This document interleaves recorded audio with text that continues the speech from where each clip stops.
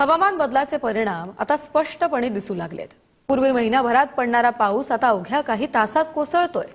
उपराजधानी नागपुरात नुकत्याच झालेल्या मुसळधार पावसात केवळ 4 तासात तब्बल 180 मिलीमीटर पावसाची नोंद झाली आहे।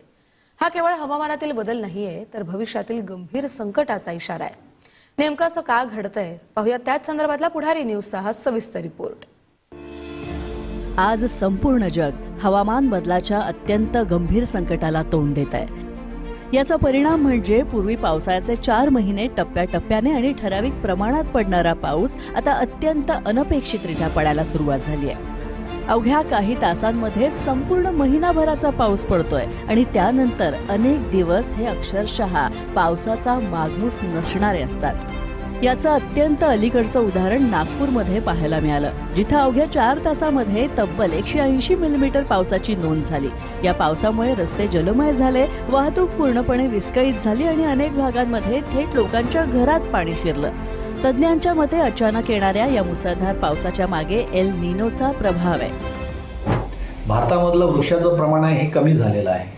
शहरामध्ये आता इतका विकास झालेला आहे आणि विकासाच्या कामामुळे जंगलं आपण तोडलेली आहेत, शहरात तापमान वाढलेलं आहे आणि या संपूर्ण कारणामुळं आता आपल्याकडे पाऊस ढग येतो आणि एका ठिकाणी पाऊस खूप पडतो आणि तो ढग निघून जातो, अशाच प्रकारचं चित्र आहे। यावर्षी अल निनोचा प्रभाव जरी असला तरी भारतामध्ये जो पाऊस येत आहे किंवा येणार आहे हा वादळी पाऊस येणार आहे आणि झड ज्याला म्हणतो आपण, जशी प्राचीन काळात झड होती ती आता झड राहिली नाही आहे। ऋतू जे होते ते ऋतू पण आता राहिलेलं नाही आहे। तर तेव्हा सरकार असो, प्रशासन असो, लोकांनी असो आता सावध झालं पाहिजे। मुसळधार पाऊस कोसळण्यामागे एल निनोचा प्रभाव म्हणजे नक्की काय हे समजून घेऊयात। एल निनो ही पॅसिफिक महासागराच्या पृष्ठभागावरचं पाणी असामान्यपणे गरम होण्याची एक नैसर्गिक प्रक्रिया आहे। जेव्हा महासागराचं तापमान वाढतं तेव्हा तिथल्या वाऱ्यांची दिशा आणि वेग बदलतो। याचा परिणाम थेट जागतिक हवामानावर होतो। महासागर तापल्यामुळे वातावरणामध्ये मोठ्या प्रमाणात बाष्प तयार होतं। उबदार हवेमध्ये जास्त बाष्प धरून ठेवण्याची क्षमता असते, ज्यामुळे ढग अत्यंत जड होतात। हे बाष्प जेव्हा एकत्र येतं तेव्हा पाऊस थेंब थेंब बरसण्याऐवजी काही तासातच ढग मोकळे होतात आणि मुसळधार पाऊस पडतो। त्यामुळे वाढतं तापमान, जंगलतोड, प्रदूषण आणि वेगानं होणारं काँक्रिटीकरण यामुळे वातावरणामध्ये मोठे बदल होत आहेत। डेफिनेटली इसका जो कारण हो सकता है एकदम क्लाइमेट चेंज बोल सकते हैं। और दूसरा जो है अभी जो फीचर्स जो होते हैं बे ऑफ बंगाल में जो फीचर्स होते हैं वो जो है वहाँ पे जो सिस्टम्स बनते हैं, लो प्रेशर सिस्टम्स, उनका जो है वो सामान्य से कम बनना, साथ साथ वहाँ पे जो सिस्टम्स जो बनते हैं उनका जो बनने का जो इंटरवल्स होता है उसमें भी काफ़ी बड़ा गैप होने लग गया है। और जो टोपोग्राफी और ओरोग्राफी जो होती है उसका भी एक बड़ा पैटर्न होता है। तो अभी जो अर्बनाइजेशन हो रहे हैं या डिफॉरेस्टेशन जो हो रहे हैं तो इसका भी जो इम्पैक्ट जो है हम रेनफॉल पे देख रहे हैं। हवामान बदलामुळे राज्यातील सर्वाधिक जंगल क्षेत्र असणाऱ्या विदर्भामध्ये वातावरणावर होणारा परिणाम हा अत्यंत चिंतेचा विषय ठरतोय। कारण हा केवळ नागपूर या शहराचा प्रश्न नाहीये, तर राज्यात अनेक ठिकाणी अतिवृष्टीची तीव्रता आता वाढताना दिसतेय। वेदर इव्हेंट्स मात्र सगळे चिंताजनक आहेत।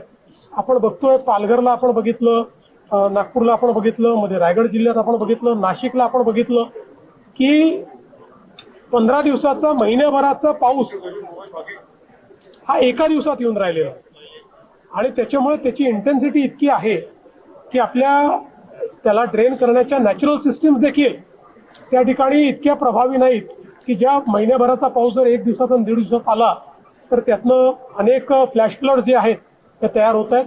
त्यामुळे याचाही थोडा विचार हा भविष्याच्या दृष्टीने करावा लागतो।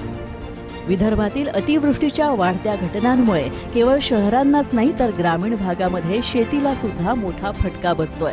अवघ्या काही तासातच कोसळणाऱ्या मुसळधार पावसामुळे हातातोंडाशी आलेली उभी पिकं डोळ्यात देखत वाहून जात आहेत, जमीनदोस्त होत आहेत। या आसमानी संकटामुळे पिकांचं नुकसान तर होतंयच, शिवाय सुपीक मातीची मोठ्या प्रमाणात धूप होतेय। तर ढगफुटी सदृश्य पावसानंतर अनेक दिवस पाऊस पडला नाही तर आधी ओला दुष्काळ आणि नंतर कोरडा दुष्काळ असं दुहेरी संकट सर्वसामान्य शेतकऱ्यांसमोर उभं राहत आहे। एकरी 20,000 पर्यंत खर्च केला आणि हे आत्ताच नाही आहे, तर हे दरवर्षीच आहे। दरवर्षीच पूर येतं आणि पूर्ण नुकसान करून जात, पूर्णच पाण्याखाली गेलाय क्षेत्र। आणि अपेक्षा अशी आहे की सरकारनं याची तात्काळ पंचनामेचे आदेश द्या आणि पंचनामे करून तात्काळ आम्हाला मदत द्या.